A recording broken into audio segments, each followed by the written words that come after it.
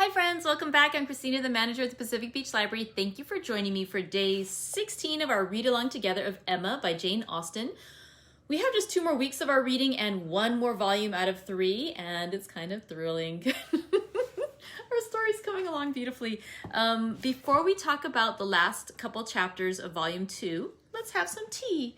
Let's see, the tea that I'm enjoying today is a loose leaf tea. Let me just take out the leaves that we're steeping. I like to pull out the basket so it won't keep steeping while I am doing my reading, so I don't want to turn bitter on me. Today's tea is the white orange peach and ginger from Shakespeare's with the white tea with orange peel, ginger root, peach, marigold, safflower. It is a beautiful golden color, really nice flavor. Hello, good to see you guys.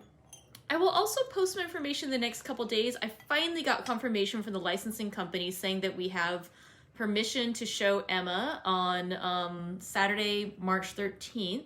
And so I'll get that information up there. What I'm thinking of is that the best way for us to watch it will be if you want to tune in and watch the film. That's the main part. But I was thinking if anyone wants to go ahead and comment along so we can sort of chat with each other.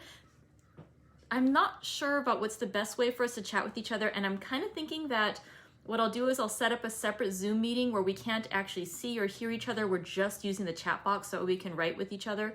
I think that would be the most or the least obtrusive way for us to communicate while watching the film at the same time. But if anyone has any other suggestions, please go ahead and comment on them. That's what's sounding like the best bet to me right now, but this is a whole new world for all of us. So if you have ideas, I'd love to hear what they are. All right, let's go ahead and start it on some tea. That is so nice. I love just that little bit of peach.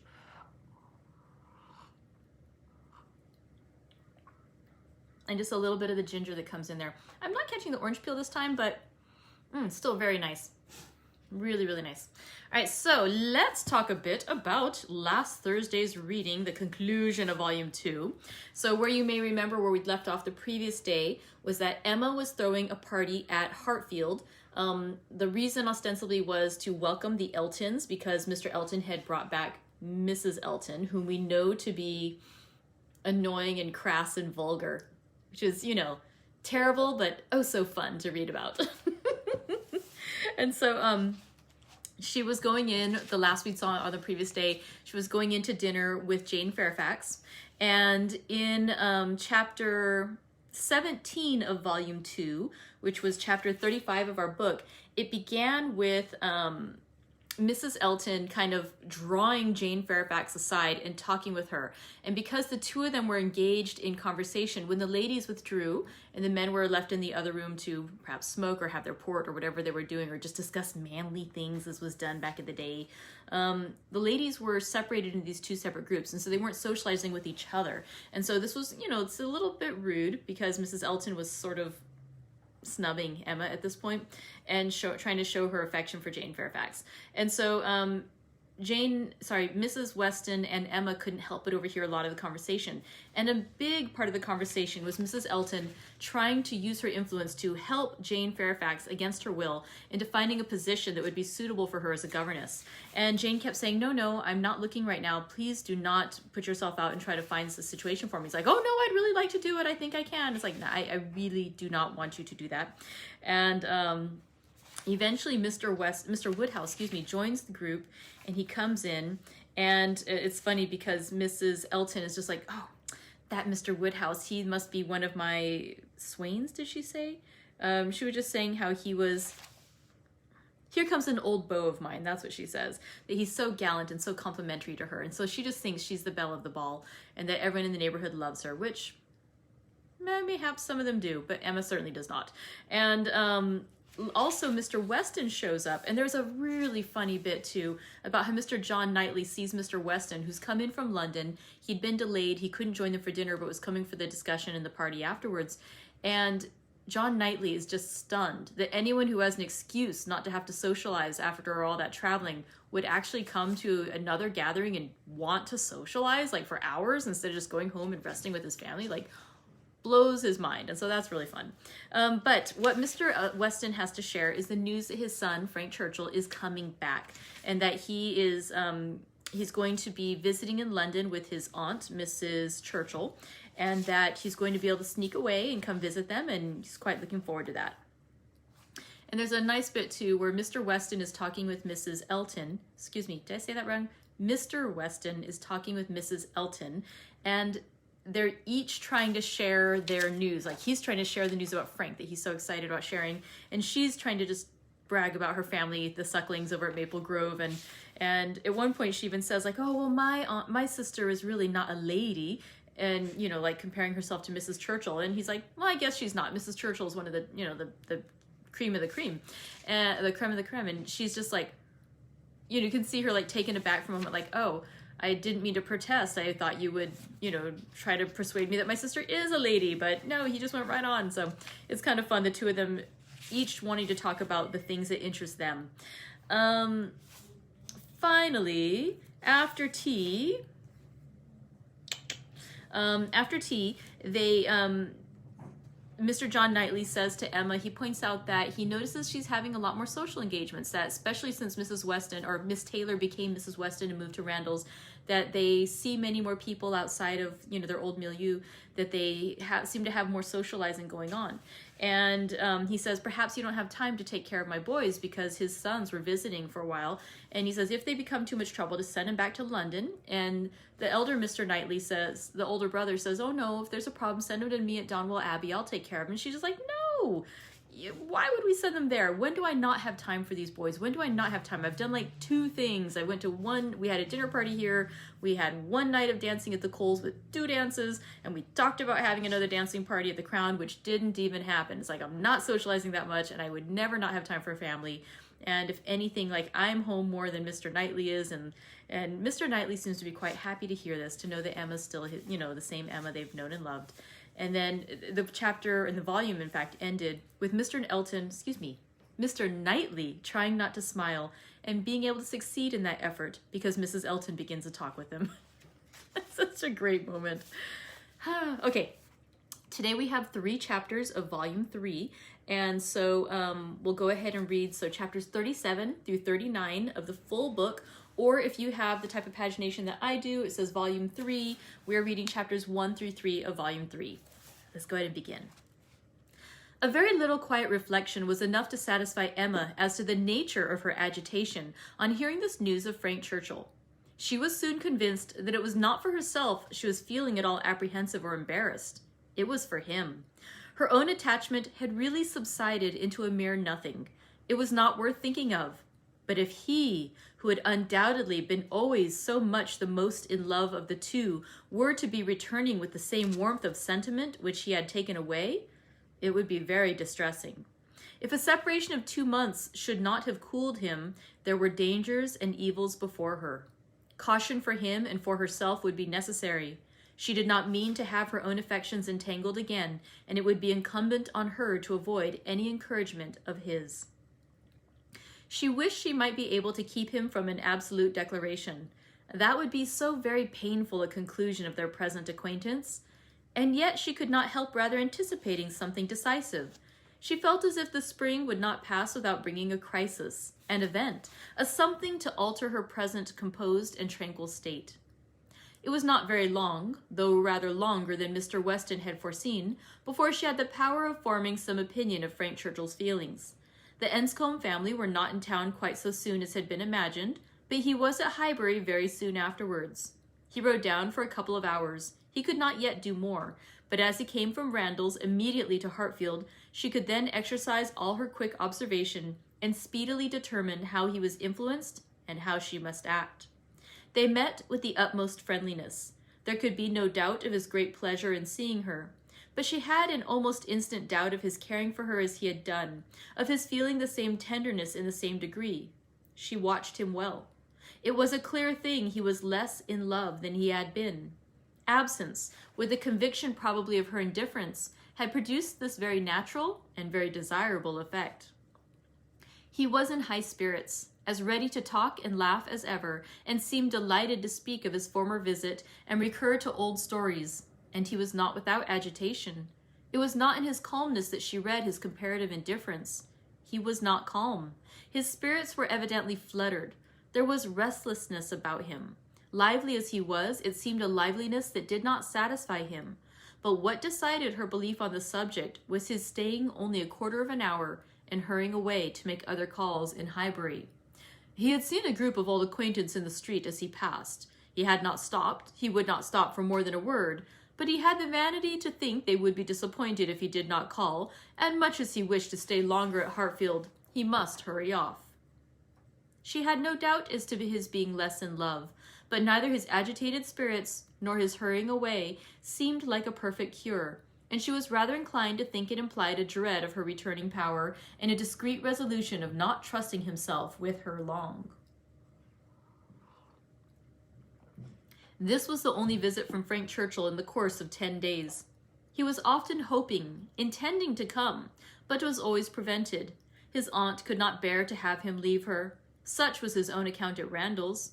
If he were quite sincere, if he really tried to come, it was to be inferred that Mrs. Churchill's removal to London had been of no service to the wilful or nervous part of her disorder.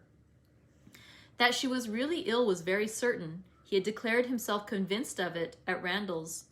Though much might be fancy, he could not doubt, when he looked back, that she was in a weaker state of health than she had been half a year ago. He did not believe it to proceed from anything that care and medicine might not remove, or at least that she might not have many years of existence before her. But he could not be prevailed on by all his father's doubts to say that her complaints were merely imaginary, or that she was as strong as ever. It soon appeared that London was not the place for her. She could not endure its noise. Her nerves were under continual irritation and suffering, and by the 10 days' end, her nephew's letter to Randalls communicated a change of plan. They were going to remove immediately to Richmond. Mrs. Churchill had been recommended to the medical skill of an eminent person there, and had otherwise a fancy for the place. A ready furnished house in a favorite spot was engaged, and much benefit expected from the change. Emma heard that Frank wrote in the highest spirits of this arrangement, and seemed most fully to appreciate the blessing of having 2 months before him of such near neighborhood to many dear friends, for the house was taken for May and June. She was told that now he wrote with the greatest confidence of being often with them, almost as often as he could even wish. Emma saw how Mr. Weston understood these joyous prospects. He was considering her as the source of all the happiness they offered. She hoped it was not so. 2 months must bring it to the proof. Mr. Weston's own happiness was indisputable. He was quite delighted. It was the very circumstance he could have wished for. Now, it would be really having Frank in their neighborhood. What were 9 miles to a young man? An hour's ride. He would be always coming over. The difference in that respect of Richmond and London was enough to make the whole difference of seeing him always and seeing him never. 16 miles. Nay, 18. It must be full 18 to Manchester Street, was a serious obstacle.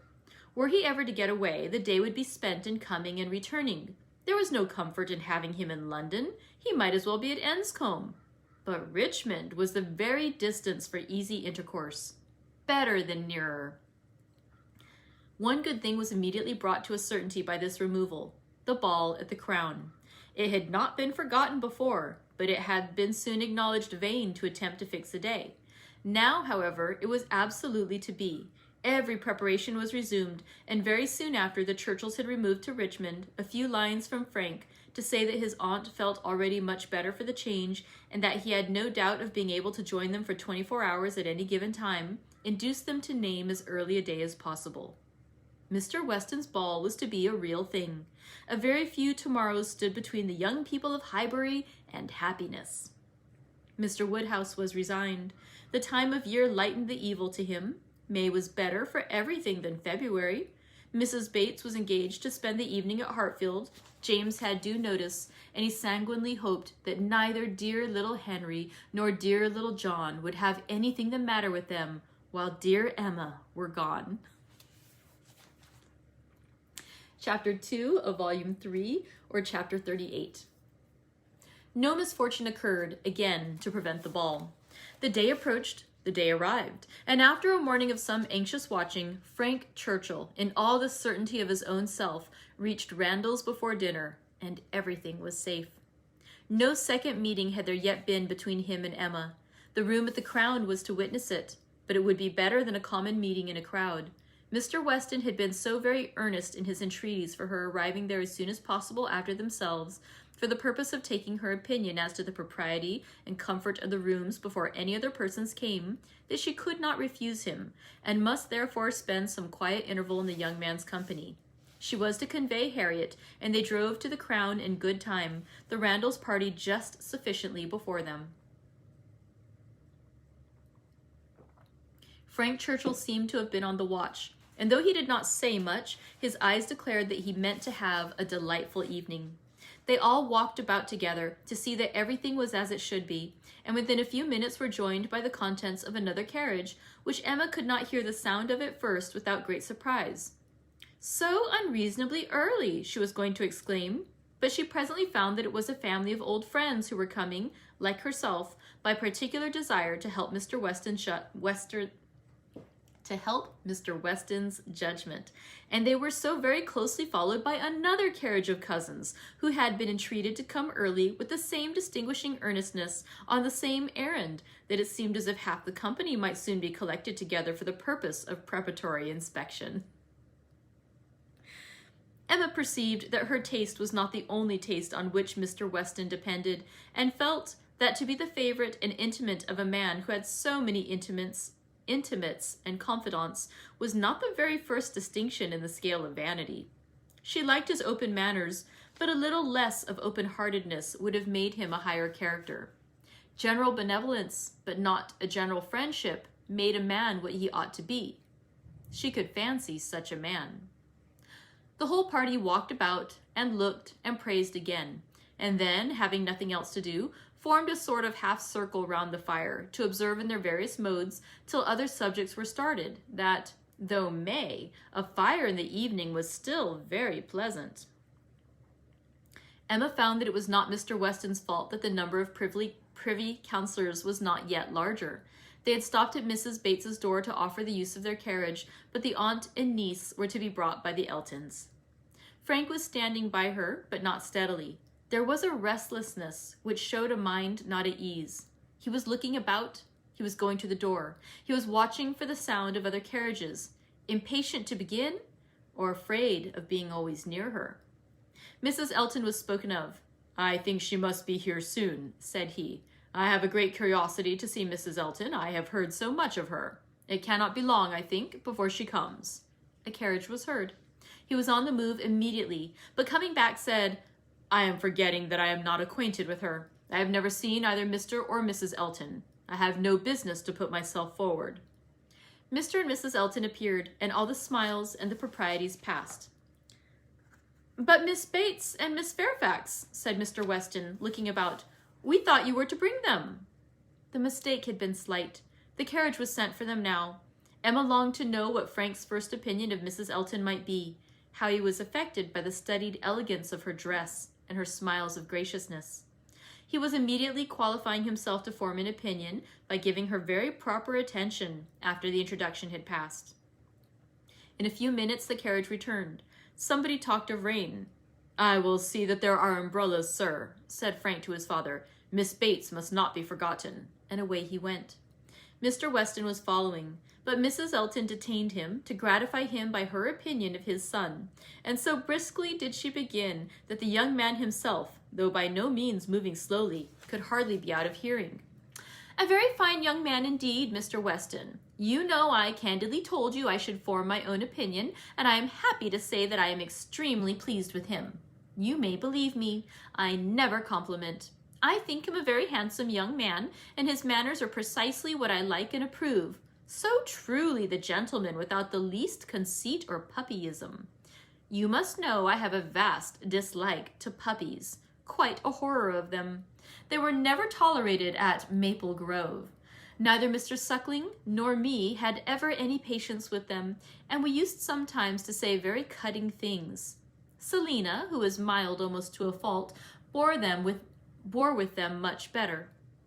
While she talked of his son, Mr. Weston's attention was chained, but when she got to Maple Grove, he could recollect that there were ladies just arriving to be attended to, and with happy smiles must hurry away. Mrs. Elton turned to Mrs. Weston. "I have no doubt of its being our carriage with Miss Bates and Jane. Our coachmen and horses are so extremely expeditious.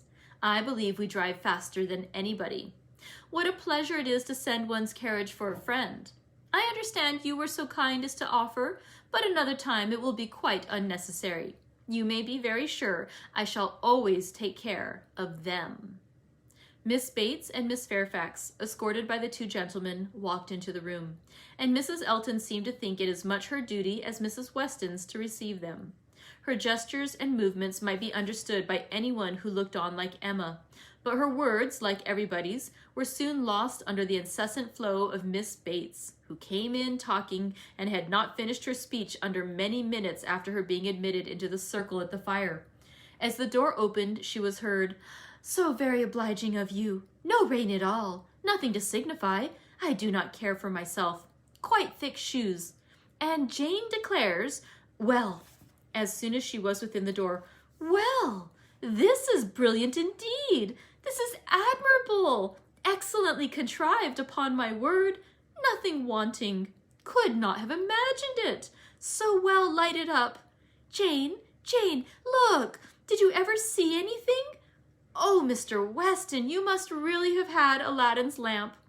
Good Mrs. Stokes would not know her own room again. I saw her as I came in. She was standing in the entrance. 'Oh, Mrs. Stokes,' said I, but I had not time for more. She was now met by Mrs. Weston. 'Oh, very well, I thank you, ma'am. I hope you are quite well. Very happy to hear it. So afraid you might have a headache.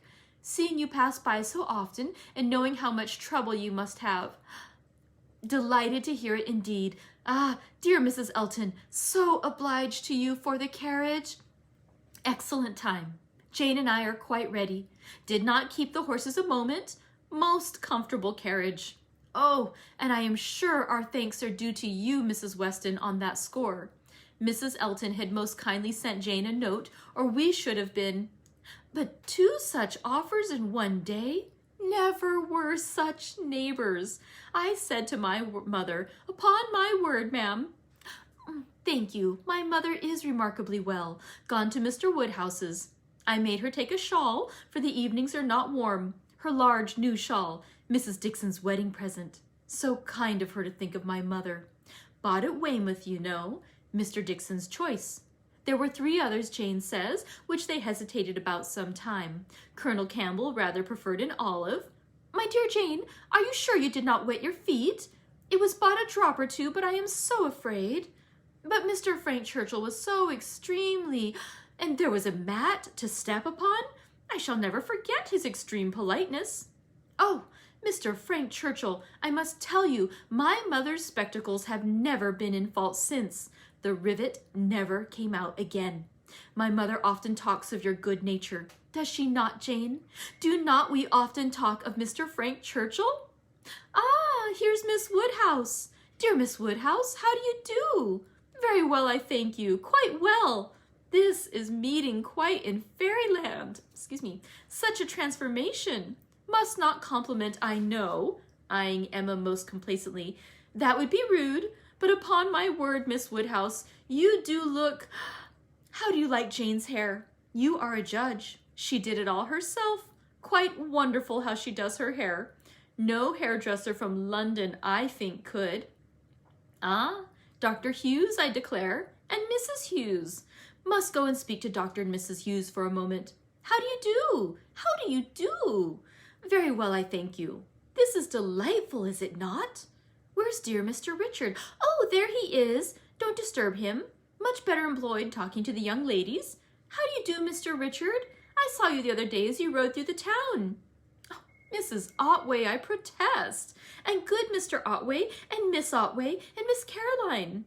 Such a host of friends. And Mr. George and Mr. Arthur, how do you do? How do you all do? Oh, quite well. I am much obliged to you. Never better. Didn't I hear another carriage? Who can this be? Very likely the worthy Coles. Upon my word, this is charming to be standing about among such friends. And such a noble fire. I am quite roasted. No coffee, I thank you for me. Never take coffee. A little tea, if you please, sir, by and by. No hurry. Oh, here it comes. Everything's so good. Frank Churchill returned to his station by Emma, and as soon as Miss Bates was quiet, she found herself necessarily overhearing the discourse of Mrs. Elton and Miss Fairfax, who were standing a little way behind her. He was thoughtful. Whether he were overhearing too, she could not determine. After a good many compliments to Jane on her dress and look, compliments very quietly and properly taken, Mrs. Elton was evidently wanting to be complimented herself, and it was, "How do you like my gown? How do you like my trimming? How has Wright done my hair?" With many other relative questions, all answered with patient politeness. Mrs. Elton then said, "Nobody can think less of dress in general than I do, but upon such an occasion as this, when everybody's eyes are so much upon me, and in compliment to the Westons, who I have no doubt are giving this ball chiefly to do me honor, I would not wish to be inferior to others, and I see very few pearls in the room except mine. So Frank Churchill is a capital dancer, I understand. We shall see if our styles suit. A fine young man certainly is Frank Churchill. I like him very well." At this moment, Frank began talking so vigorously that Emma could not but imagine he had overheard his own praises and did not want to hear more. And the voices of the ladies were drowned for a while, till another suspension brought Mrs. Elton's tones again distinctly forward. Mr. Elton had just joined them, and his wife was exclaiming, "Oh, you have found us out at last, have you, in our seclusion? I was this moment telling Jane I thought you would begin to be impatient for tidings of us." "Jane," repeated Frank Churchill with a look of surprise and pleasure. "That is easy. But Miss Fairfax does not disapprove it, I suppose." "How do you like Mrs. Elton?" said Emma in a whisper. "Not at all." "You are ungrateful." "Ungrateful? What do you mean?" Then changing from a frown to a smile, "No, do not tell me. I do not want to know what you mean. Where is my father? When are we to begin dancing?" Emma could hardly understand him. He seemed in an odd humor. He walked off to find his father, but was quickly back again with both Mr. and Mrs. Weston. He had met with them in a little perplexity, which must be laid before Emma. It had just occurred to Mrs. Weston that Mrs. Elton must be asked to begin the ball, that she would expect it, which interfered with all their wishes of giving Emma that distinction. Emma heard the sad truth with fortitude. "And what are we to do for a proper partner for her?" said Mr. Weston. "She will think Frank ought to ask her." Frank turned instantly to Emma to claim her former promise, and boasted himself an engaged man, which his father looked on with most perfect approbation of. And it then appeared that Mrs. Weston was wanting him to dance with Mrs. Elton himself, and that their business was to help to persuade him into it, which was done pretty soon. Mr. Weston and Mrs. Elton led the way. Mr. Frank Churchill and Miss Woodhouse followed. Emma must submit to stand second to Mrs. Elton, though she had always considered the ball as peculiarly for her. It was almost enough to make her think of marrying. Mrs. Elton had undoubtedly the advantage at this time, in vanity completely gratified, for though she had intended to begin with Frank Churchill, she could not lose by the change. Mr. Weston might be his son's superior. In spite of this little rub, however, Emma was smiling with enjoyment, delighted to see the respectable length of the set as it was forming, and to feel that she had so many hours of unusual festivity before her. She was more disturbed by Mr. Knightley's not dancing than by anything else. There he was, among the standers-by, where he ought not to be. He ought to be dancing, not classing himself with the husbands and fathers and whist players who were pretending to feel an interest in the dance till their rubbers were made up, so young as he looked. He could not have appeared to greater advantage perhaps anywhere than where he had placed himself. His tall, firm, upright figure among the bulky forms and stooping shoulders of the elderly men was such as Emma felt must draw everybody's eyes, and, excepting her own partner, there was not one among the whole row of young men who could be compared to him. He moved a few steps nearer, and those few steps were enough to prove in how gentlemanlike a manner, with what natural grace, he must have danced, would he but take the trouble. Whenever she caught his eye, she forced him to smile, but in general he was looking grave. She wished he could love a ballroom better, and could like Frank Churchill better. He seemed often observing her. She must not flatter herself that he thought of her dancing, but if he were criticizing her behavior, she did not feel afraid. There was nothing like flirtation between her and her partner. They seemed more like cheerful, easy friends than lovers. That Frank Churchill thought less of her than he had done was indubitable. The ball proceeded pleasantly. The anxious cares, the incessant attentions of Mrs. Weston were not thrown away. Everybody seemed happy, and the praise of being a delightful ball, which is seldom bestowed till after a ball has ceased to be, was repeatedly given in the very beginning of the existence of this. Of very important, very recordable events, it was not more productive than such meetings usually are. There was one, however, which Emma thought something of. The 2 last dances before supper were begun, and Harriet had no partner, the only young lady sitting down, and so equal had been hitherto the number of dancers that how there could be anyone disengaged was the wonder. But Emma's wonder lessened soon afterwards on seeing Mr. Elton sauntering about. He would not ask Harriet to dance. He would not ask Harriet to dance if it were possible to be avoided. She was sure he would not, and she was expecting him every moment to escape into the card room. Escape, however, was not his plan. He came to the part of the room where the sitters-by were collected, spoke to some, and walked about in front of them, as if to show his liberty and his resolution of maintaining it. He did not omit being sometimes directly before Miss Smith or speaking to those who were close to her. Emma saw it. She was not yet dancing. She was working her way up from the bottom, and had therefore leisure to look around, and by only turning her head a little she saw it all. When she was halfway up the set, the whole group were exactly behind her, and she would no longer allow her eyes to watch. But Mr. Elton was so near that she heard every syllable of a dialogue which just then took place between him and Mrs. Weston, and she perceived that his wife, who was standing immediately above her, was not only listening also, but even encouraging him by significant glances. The kind-hearted, gentle Mrs. Weston had left her seat to join him and say, "Do not you dance, Mr. Elton?" To which his prompt reply was, "Most readily, Mrs. Weston, if you will dance with me." "Me? Oh, no. I will get you a better partner than myself. I am no dancer." "If Mrs. Gilbert wishes to dance," said he, "I shall have great pleasure, I am sure. For though beginning to feel myself rather an old married man, and that my dancing days are over, it would give me very great pleasure at any time to stand up with an old friend, like Mrs. Gilbert." "Mrs. Gilbert does not mean to dance, but there is a young lady disengaged whom I should be very glad to see dancing. Miss Smith." "Miss Smith? Oh, I had not observed." "You are extremely obliging, and if I were not an old married man... But my dancing days are over, Mrs. Weston. You will excuse me. Anything else I should be most happy to do at your command, but my dancing days are over."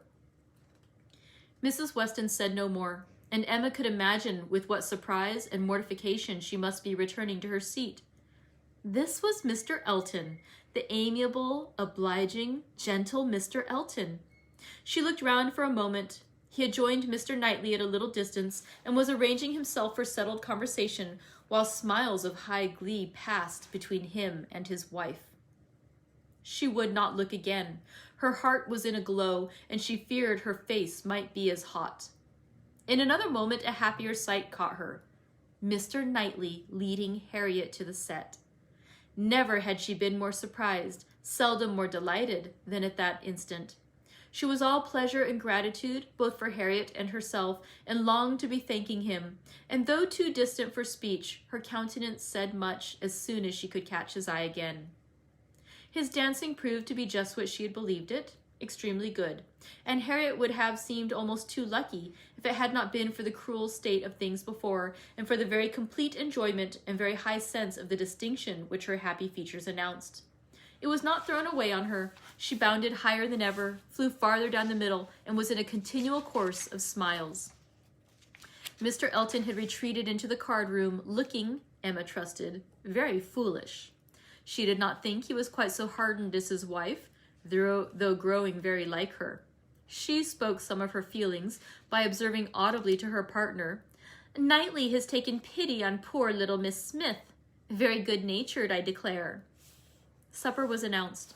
The move began, and Miss Bates might be heard from that moment without interruption till her being seated at table and taking up her spoon, Jane, Jane, my dear Jane, where are you? Here is your tippet. Mrs. Weston begs you to put on your tippet. She says she is afraid there will be draughts in the passage, though everything has been done. One door nailed up. Quantities of matting. My dear Jane, indeed you must. Mr. Churchill, oh, you are too obliging. How well you put it on. So gratified. Excellent dancing indeed. Yes, my dear, I ran home as I said I should to help Grandmama to bed and got back again, and nobody missed me. I set off without saying a word, just as I told you. Grandmama was quite well, had a charming evening with Mr. Woodhouse, a vast deal of chat and backgammon. Tea was made downstairs. Biscuits and baked apples and wine before she came away.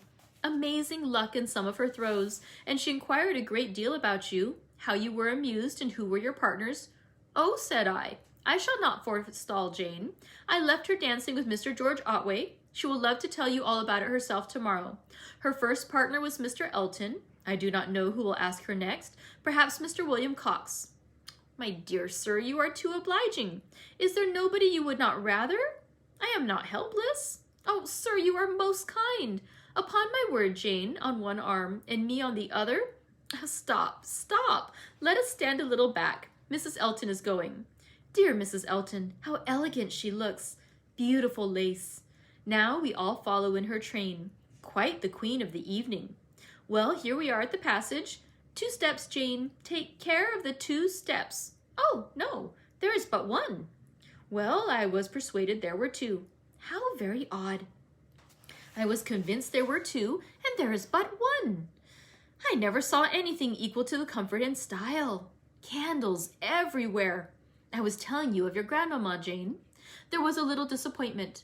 The baked apples and biscuits, excellent in their way, you know, but there was a delicate fricassee of sweetbread and some asparagus brought in at first, and good Mr. Woodhouse, not thinking the asparagus quite boiled enough, sent it all out again. Now, there was nothing Grandmama loves better than sweetbread and asparagus, so she was rather disappointed, but we agreed we would not speak of it to anybody for fear of its getting round to dear Miss Woodhouse, who would be so very much concerned. Well, this is brilliant. I am all amazement. Could not have supposed anything. Such elegance and profusion. I have seen nothing like it since. Oh, well, where shall we sit? Where shall we sit? Anywhere so that Jane is not in a draught. Where I sit is of no consequence. Oh, do you recommend this side? Well, I am sure, Mr. Churchill. Only it seems too good. But just as you please. What you direct in this house cannot be wrong. Dear Jane, how shall we ever recollect half the dishes for Grandmama? Soup, too! Bless me, I should not be helped so soon, but it smells most excellent, and I cannot help beginning.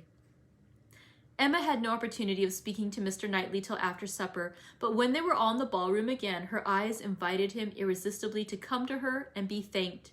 He was warm in his reprobation of Mr. Elton's conduct. It had been unpardonable rudeness, and Mrs. Elton's looks also received the due share of censure.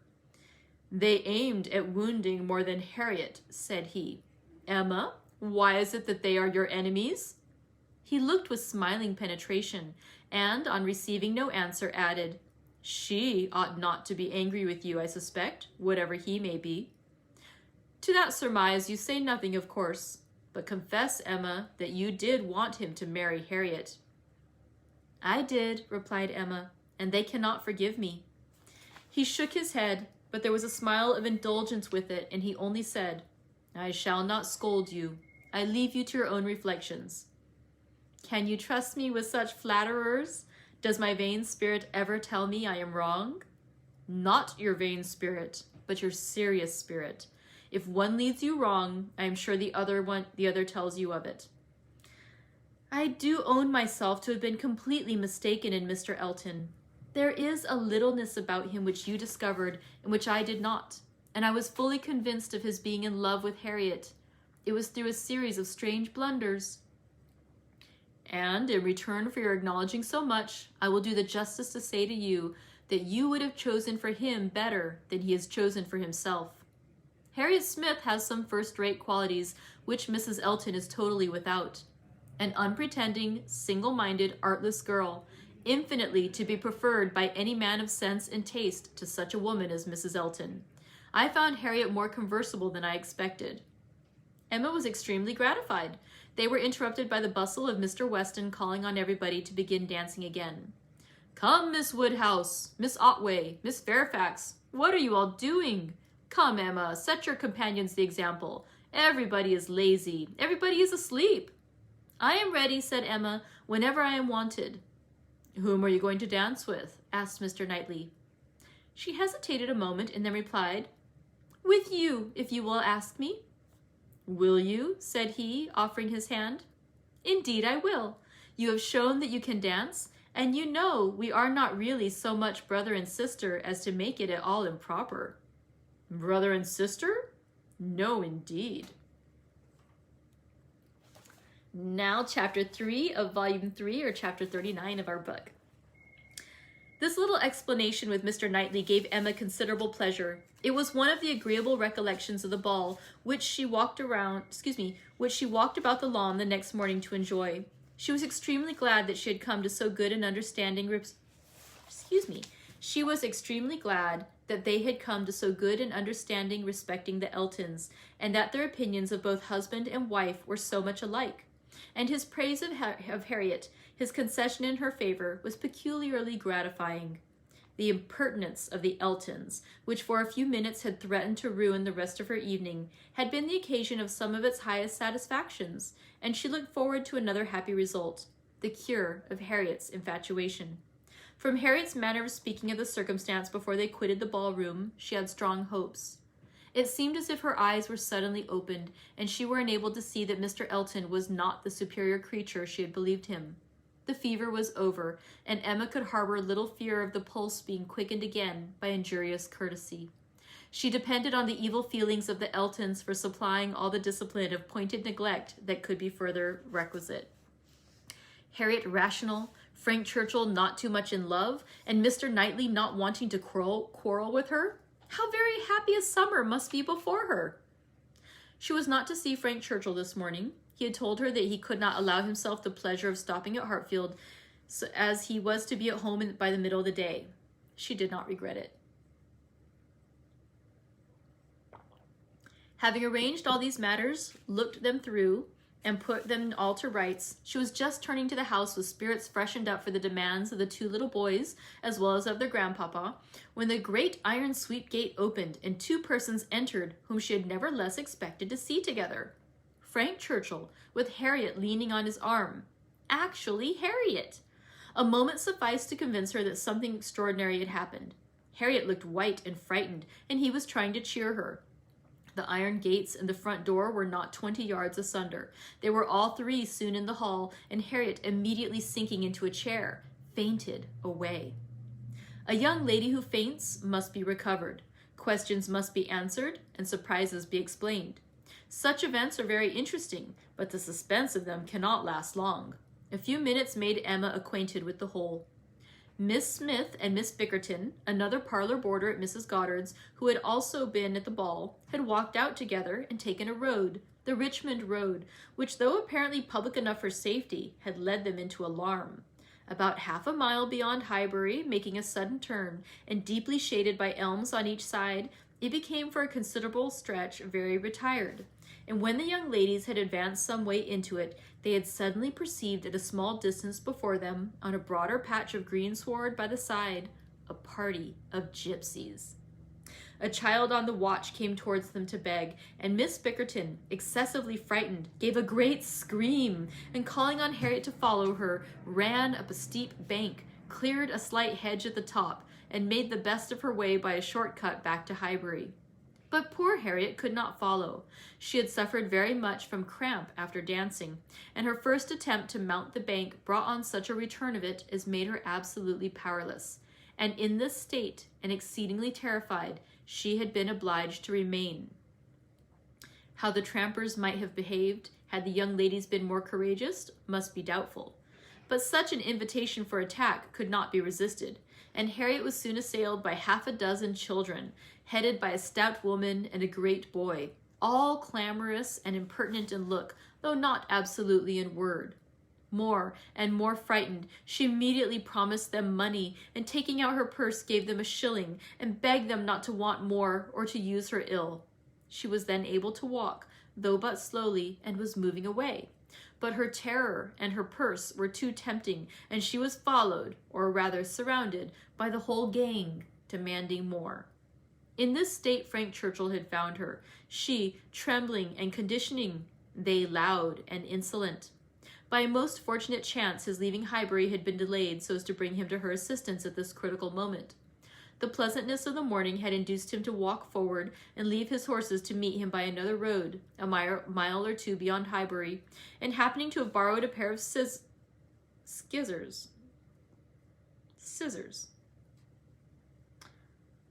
It's a differently spelled way of writing scissors. I'll post it afterwards. It might be a different thing. Having borrowed a pair of scissors the night before of Miss Bates, and to have forgotten to restore them, he had been obliged to stop at her door and go in for a few minutes. He was therefore later than he had intended, and being on foot, was unseen by the whole party till almost close to them. The terror which the woman and boy had been creating in Harriet was then their own portion. He had left them completely frightened, and Harriet, eagerly clinging to him and hardly able to speak, had just strength enough to reach Hartfield before her spirits were quite overcome. It was his idea to bring her to Hartfield. He had thought of no other place. This was the amount of the whole story, of his communication and of Harriet's as soon as they had recovered her senses and speech. As soon as she had recovered her senses and speech. He had dared not stay longer than to see her well. These several delays left him not another minute to lose, and Emma, engaging to give assurance of her safety to Mrs. Goddard, and notice of there being such a set of people in the neighborhood to Mr. Knightley, he set off, with all the grateful blessings that she could utter for her friend and herself. Such an adventure as this! A fine young man and a lovely young woman thrown together in such a way could hardly fail of suggesting certain ideas to the coldest heart and the steadiest brain. So Emma thought, at least. Could a linguist, could a grammarian, could even a mathematician have seen what she did, have witnessed their appearance together and heard their history of it, without feeling that circumstances had been at work to make them peculiarly interesting to each other? How much more must an imaginist like herself be on fire with speculation and foresight, especially with such a groundwork of anticipation as her mind had already made? It was a very extraordinary thing. Nothing of the sort had ever occurred before to any young ladies in the place within her memory. No rencontre, no alarm of the kind. And now it had happened to the very person and at the very hour when the other very person was chancing to pass by to rescue her. It certainly was very extraordinary. And knowing as she did the favorable state of mind of each at this period, it struck her the more. He was wishing to get the better of his attachment to herself. She was just recovering from her mania for Mr. Elton. It seemed as if everything united to promise the most interesting consequences. It was not possible that the occurrence should not be strongly recommending each to the other.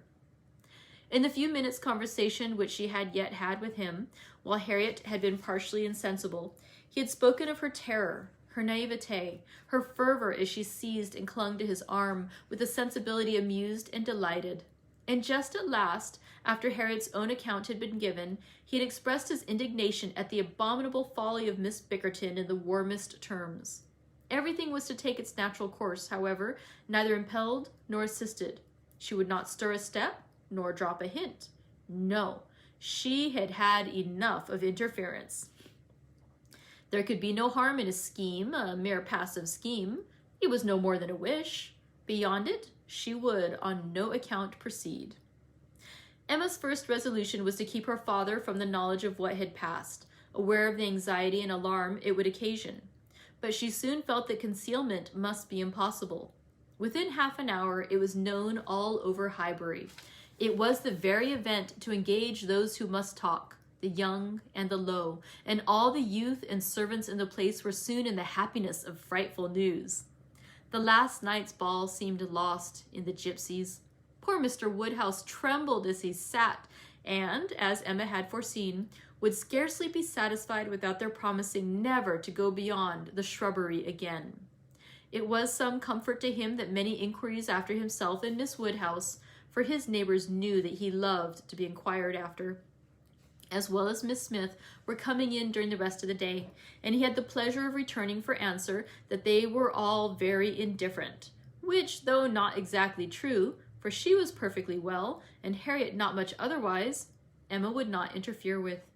She had an unhappy state of health in general for the child of such a man, for she hardly knew what indisposition was, and if he did not invent illnesses for her, she could make no figure in a message.